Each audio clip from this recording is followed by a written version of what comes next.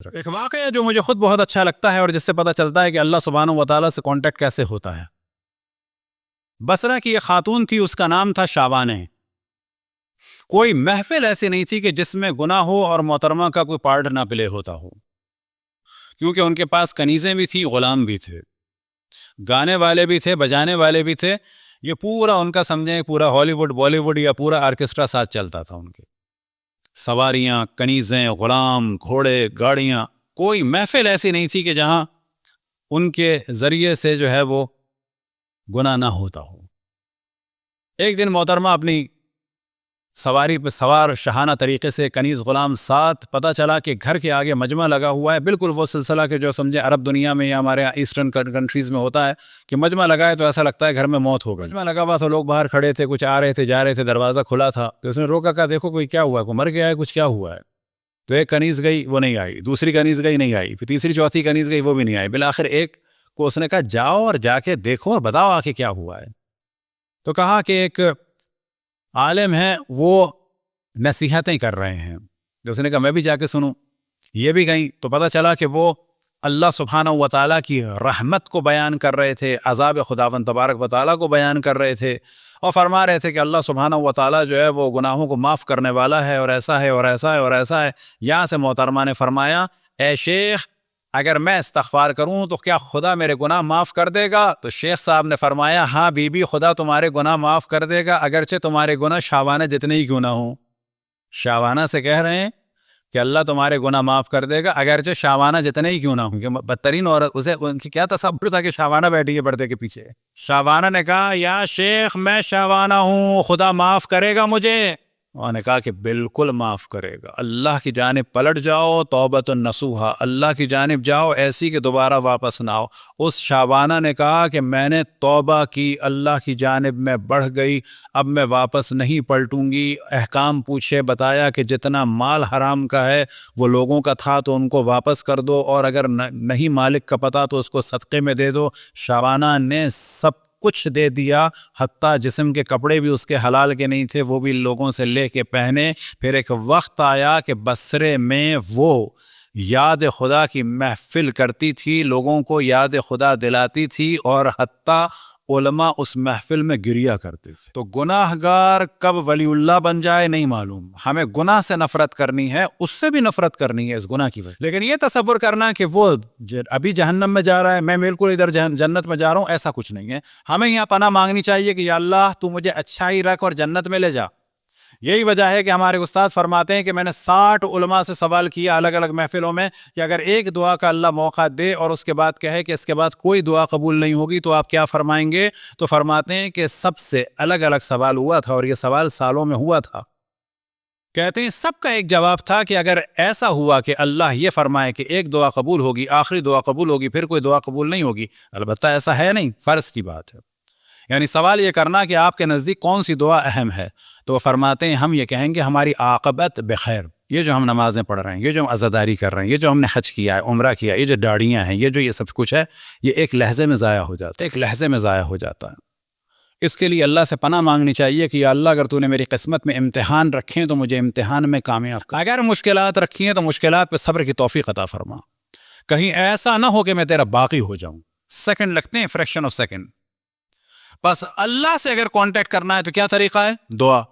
کون سی دعا؟ دعائے کمیل، بہترین دعائے جوشن کبیر، اس سے بہتر کوئی دعا کا وجود نہیں ہے۔ اللہ کا انٹروڈکشن دعائے جوشن کبیر سے بہتر کہیں نہیں مل سکتا۔ دعا کون سی دعا؟ حتیٰ زبان پہ لانے کی بھی ضرورت نہیں ہے۔ ایک دفعہ تصور کریں یہ کائنات کا مالک، یا اللہ تو نے مجھے بنایا اور میں تجھ سے پیٹ موڑ کے بھاگ گیا، میں آنا چاہتا ہوں۔ یہاں پہ روایتوں میں، دعاؤں میں نقل ہوا هل يرجع عبد العابق الا الى مولاه، آیا فرار کیا ہوا غلام اپنے آقا کے علاوہ کہیں اور جائے؟ نہیں، ہم فرار کر گئے تھے، اب دوبارہ واپس۔ تو یہ جو ایک دفعہ تصور کیا اللہ سبحانہ و تعالیٰ کا، یہ کانٹیکٹ ہے، یہ دعا ہے۔ بالکل ایسے ہی کانٹیکٹ کرنا ہے ہمیں، کس سے؟ انبیاء علیہم السلام سے، خصوصاً رسول اللہ صلی اللہ علیہ وسلم سے، اور ائمہ علیہم السلام سے، اور خصوصاً اپنے زمانے کے امام حضرت حجت بن الحسن العسکری المہدی سے۔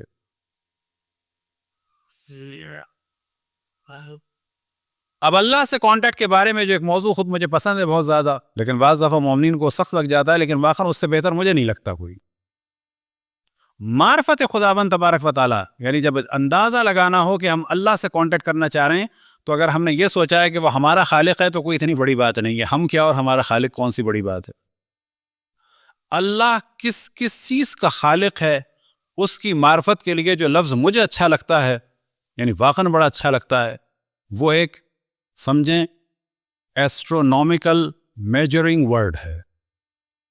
جیسے انچ ہوتا ہے، فٹ ہوتا ہے، مائل ہوتا ہے، یہ کس کے ہیں؟ فزیکلی ہیں. ایسٹرونومی میں جو ایک میجرنگ ورڈ ہے وہ کیا ہے؟ Light year. لفظ لائٹ ایئر جو ہے واقعا مجھے بہت اچھا لگتا ہے. معرفت خداوند تبارک و تعالیٰ کے لیے اس سے بہتر ورڈ کسی بھی سائنسز میں نہیں ہے، اس سے بہتر لفظ یاد رکھیں جتنے علوم انسانی ہیں اس سے بہتر کوئی لفظ نہیں ہے. اب قرآن میں نہ لے آئے کوئی، ہمارے تو لوگ فوراً کہیں مولانا قرآن کو کہہ حدیث کو. نا ہم بات کر رہے ہیں اتنی سائنسز ہیں، فزکس ہے، کیمسٹری ہے، بایولوجی ہے، جیولوجی ہے، باٹنی ہے، یہ ہزار قسم کی چیز ہے، میٹلرجی ہے، یہ ہے وہ، اس سے بہتر کوئی ورڈ نہیں ہے. اس کے جانتے ہیں معنی کیا ہے؟ لائٹ ایئر کے معنی کیا ہے؟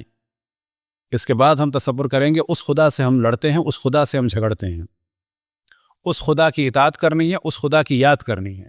لائٹ ایئر کے معنی یہ ہوتے ہیں کہ ایک سیکنڈ میں لائٹ سفر کرتی ہے 1,86,200 اینڈ سم تھنگ، 1,86,000 کہہ دیتے ہیں راؤنڈ میں. ایک سیکنڈ میں 1,86,000 مائل. ایک منٹ میں کتنی ہوگی؟ کوئی ملٹیپلائی کرے تو کہا جائے گا 1 لائٹ منٹ. اس نتیجے کو ملٹیپلائی کریں 60 سے تو نکلے گا 1 گھنٹہ. اس 1 گھنٹے کو ملٹیپلائی کریں 24 سے تو نکلے گا 1 دن. اس 24 کو ملٹیپلائی کریں 365 پوائنٹ سم تھنگ سے 0.8 سم تھنگ سے تو نتیجہ نکلے گا 1 لائٹ ایئر. 1 لائٹ ایئر لکھ نہیں سکتے، کوئی لکھ کے دکھایا ابھی؟ اس کے لیے فگر یوز کرنی پڑتی ہے. قریب ترین جو ہمارا سورج ہے 4 لائٹ ایئر کے برابر ہے. اس وقت بعض سگنل ملے ہیں کہ جن کے بارے میں ڈسکشن ہو رہا ہے، 7 ملین لائٹ ایئر کے فاصلے سے کچھ سگنل ملے ہیں مخلوقات کے کہ جن کے اوپر ڈسکشن ہو رہا ہے کہ یہ واقعاً بنائے ہوئے ہیں یا بن گئے ہیں. 7 ملین لائٹ ایئر کے فاصلے سے سگنل آئے ہیں. یہ والا موضوع اتفاق سے حیدر ٹی وی پہ 2-3 نشستیں ہم نے کی تھیں حضرت آدم سے پہلے ایلینز کے بارے میں. انشاءاللہ کبھی موقع ملا تو اس کو جو ہے کسی اشرے میں رکھا جائے تو پتہ چلتا ہے کہ اس کائنات کی وسعت کیا ہے. اب تک ہمارے پاس ملکی وے کی بھی پوری فوٹو نہیں ہے. ایک خاتون نے 2 سال پہلے دعویٰ کیا تھا، ظاہراً 2 ٹیرا بائٹ کی یا کتنی جو ہیں 7,000 یا پتہ نہیں کتنی ایک فگر تھا، بھول گیا میں. اس نے دعویٰ کیا تھا کہ لی ہے. وجہ کیا ہے کہ اس ملکی وے کے بھی ایک حصے کو دیکھ سکتے ہیں، باقی کو تو ہم دیکھ ہی نہیں سکتے، کسی بھی ٹیلیسکوپ سے نہیں دیکھ سکتے. ابھی لائٹ جو ہے یاد رکھیں یہ ہمارا سولر سسٹم ہے، یہ ہماری زمین ہے، زمین کے بعد سولر سسٹم، سولر سسٹم کے بعد ہماری گلیکسی، گلیکسی کے بعد جو ہے ہزاروں لاکھوں گلیکسیاں، گلیکسیاں گلیکسیاں گلیکسیاں، کتنی تعداد ہے کچھ نہیں پتا. اور روایات اہل بیت یہ ایک بہترین موضوع ہے. ہزاروں لاکھوں ان ستاروں سیاروں میں اللہ سبحانہ و تعالیٰ کی مخلوقات، ان میں سے ایک ہم ہیں. ہماری زمین جو ہے وہ ایسی ہے جیسے کہ سمندر کے پاس کھڑا ہوا ایک ذرہ، آپ کھڑے ہو کے ذرہ اٹھا لیں، اس ذرے کو آپ فوکس کریں کہ یہ زمین ہے، اس میں ہوں. مجھ جیسے 7-8 ارب اس وقت ہیں اور ایسے اربوں کھربوں اس زمین میں آ کے جا چکے ہیں. روایات اہل بیت کے بقول اس زمین میں یعنی اس ذرے کو فوکس کریں کہ ایسے ہزاروں آدم آ کے جا چکے ہیں. آدم نہ کہ آدمی، یہ ایک حضرت آدم تھے جو ہمارے جد ہیں، ایسے ہزاروں آ کے جا چکے ہیں. یہ زمین کوئی نئی چیز نہیں ہے.